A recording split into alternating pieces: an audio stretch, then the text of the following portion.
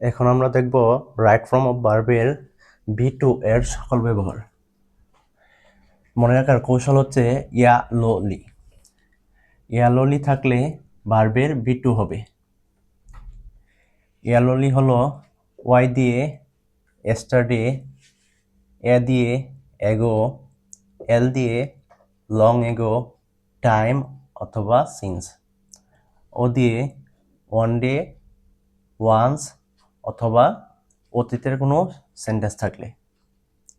তারপরে এল দিয়ে last time, last year, last month. I দিয়ে ইট ইজ হাই টাইম। এই সবগুলোর পরে ভার্বের বি টু হবে। আর এখন আমরা উদাহরণ দেখি। It is high time. It is high time থাকলে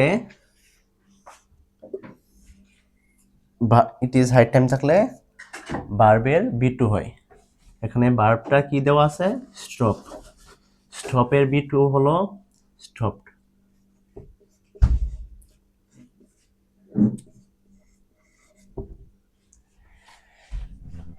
এখানে দ্বিতীয় উদাহরণটা হচ্ছে ওয়ান্স আপন এ টাইম। আমরা কি জানি? ওয়ান্স থাকলে ভার্বের, এই যে এখানে ওয়ান্স আছে, ওয়ান্স থাকলে কি ভার্বের বি টু হয়। এখানে কি দেওয়া আছে? ভার্ব বসানো লাগে, বলছে বি ভার্ব।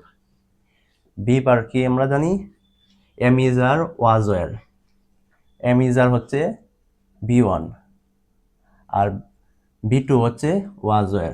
এখানে ওয়াজ হবে। এখন আমরা তৃতীয় উদাহরণটা দেখি। তৃতীয় উদাহরণ হচ্ছে এস্টারডে, আই।